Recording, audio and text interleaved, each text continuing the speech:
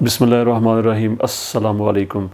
Doctor Zakir Naik کی پاکستان آمد۔ بھارت سے تعلق رکھنے والے عالمی شہرت یافتہ اسلامی اسکالر ڈاکٹر ذاکر نائک صاحب ان دنوں پاکستان کے دورے پر ہیں۔ انہوں نے پہلے کراچی میں کچھ پروگرامز کیے، اس کے بعد وہ لاہور تشریف لائے۔ بادشاہی مسجد میں بھی انہوں نے ایک اوپن اجتماع سے سوال و جوابات کا سیشن کیا۔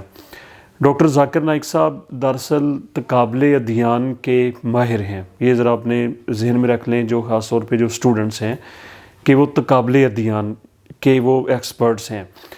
اور تقابل ادیان جو ہے یہ انتہائی کہہ لیجیے اس کو کہ ایک مشکل فیلڈ ہے۔ اس میں ایک تو اسلام کے بارے میں ہمیں مکمل طور پہ عبور ہونا چاہیے، اور اس کے بعد جو ورلڈ ریلیجینز ہیں ان کے بارے میں بھی ہمیں مکمل طور پہ عبور حاصل ہونا چاہیے، ان کی بیسک انفارمیشن ہونی چاہیے، کیونکہ اس کا ہم نے آپس میں تقابل کرانا ہوتا ہے۔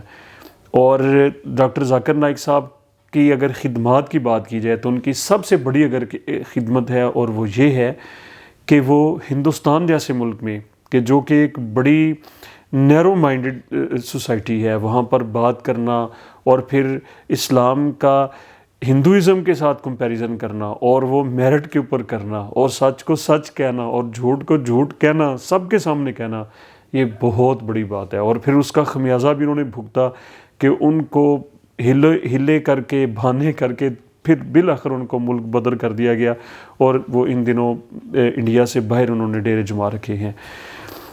اب بہت سارے لوگوں کے ذہن میں سوشل میڈیا پہ بھی یہ باتیں ہو رہی ہیں کہ آخر ذاکر نائک صاحب پاکستان کے تشریف لائے ہیں، ان کہنے کا مقصد کیا ہے؟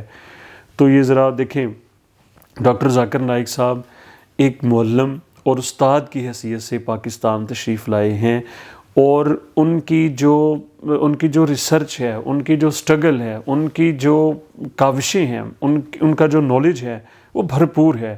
اس میں اللہ تعالیٰ نے بھرپور برکت ان کو عطا کی ہوئی ہے، اور ان سے ہمیں بھرپور فائدہ حاصل کرنا چاہیے، ان کے بیانات سے، ان کی باتوں سے، ان کی پرسنالٹی سے۔